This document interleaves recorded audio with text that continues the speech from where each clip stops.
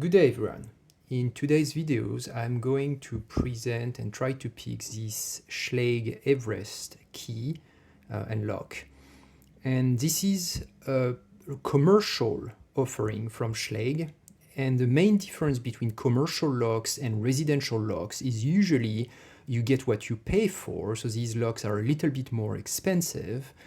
This has no specific safety feature, but because this is a commercial lock, it has much better tolerances. And these locks are 6 spinners with no security pins at all, and they are actually surprisingly challenging to pick at the beginning. And I think the biggest challenge is tension control, because as the tolerances are extremely good, you need to keep a relatively medium to heavy tension, otherwise everything just drops back.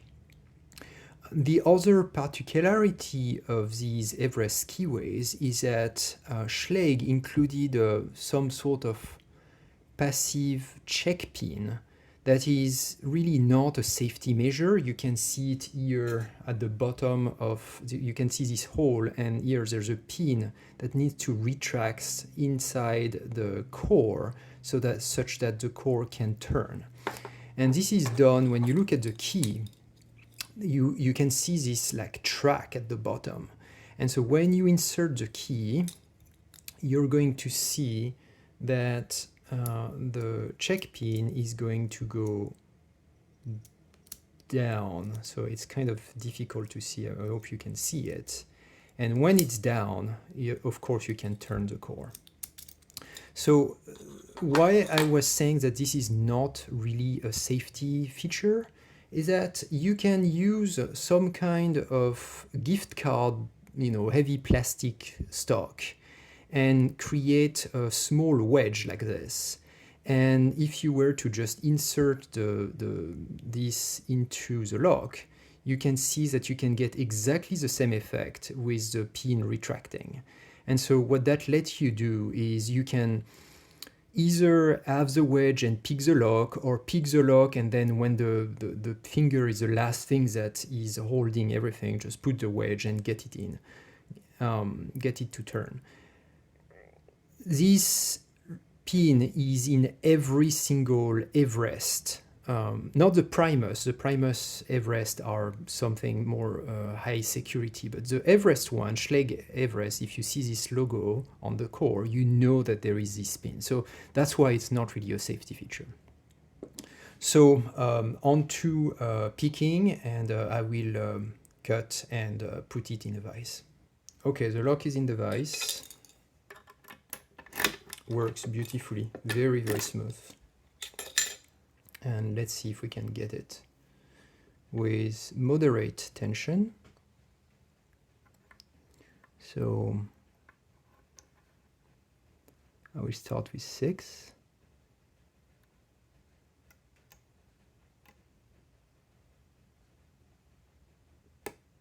Okay, so I got a click out of 6. Click out of 5.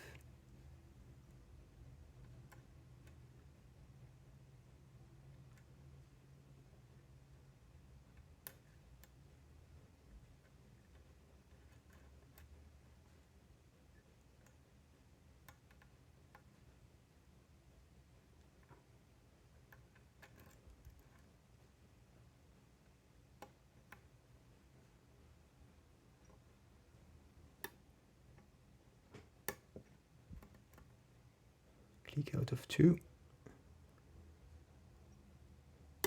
Click out of 3. 4 is set.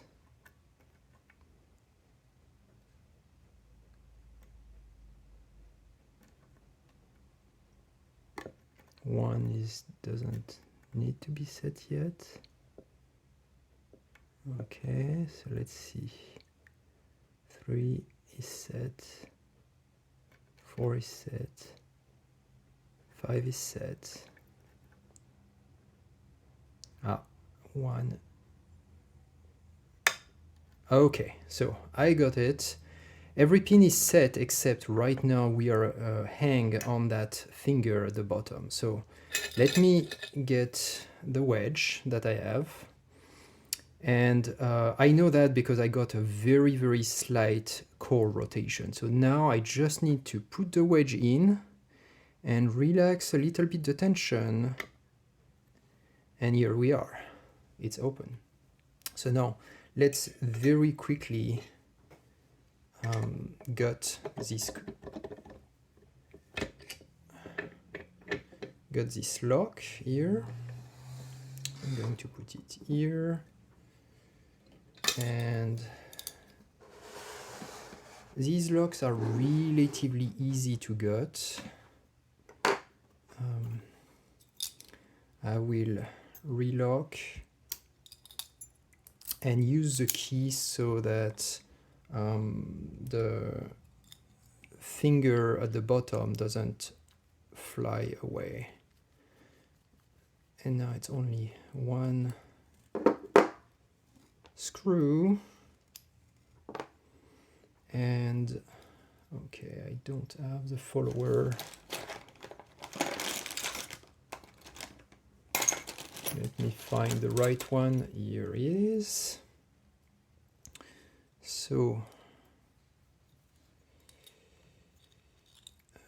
this way, and that should do it. Here we are. So let's deal with this one later and start with the key pin. So this is number 5, 4, oh, actually, sorry, that's 6, 2, 4, 6, 5, 4, 3, 2, and 1. Okay, and then we will deal with the finger after. Now let's get the, so as I said, this lock doesn't have any safety pin, but the tension is what makes it tricky to get. So this is number 1. I will get the number 2. And also, as like every good quality lock, you're going to see something interesting is that the driver pin, or like the total pin stack height, is adjusted to be roughly the same throughout the lock, which means that the sum of the key pin and the driver pin have to be about the same. And so you're going to see it this way. Oh, I nearly lost this one. That long key pin actually have very short driver. Do I have all of them? Yeah, I think I have all of them here.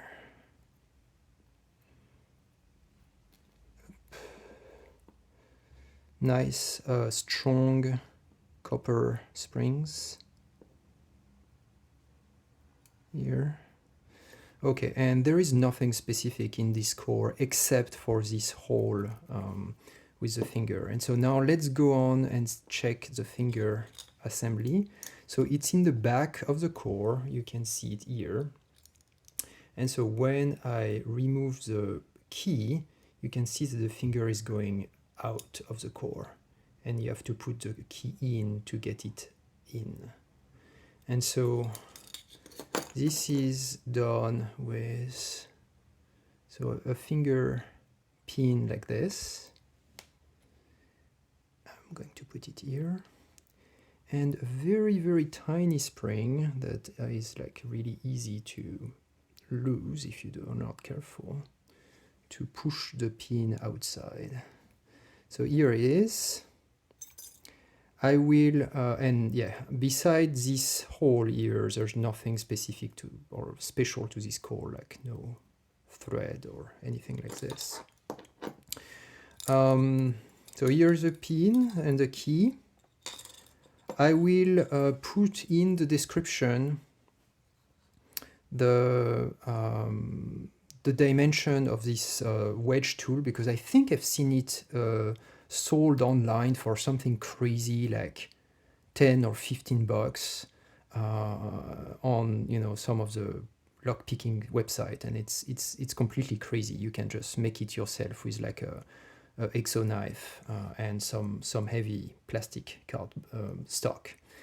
And I will also, maybe this is a little bit late, but I will try to enter Jack Fox a 100 videos. So congratulations for your 100 video, Jack. And if it's too late, that's okay. And it was still a very fun lock to pick. And it's going to be, actually, it will come back in the future. This is some preview. I have like some very nice video in mind, and you will see that in the future. And as always, remember the rule: only try this at home, and leave any ferrule locks to professional. Thank you. Bye.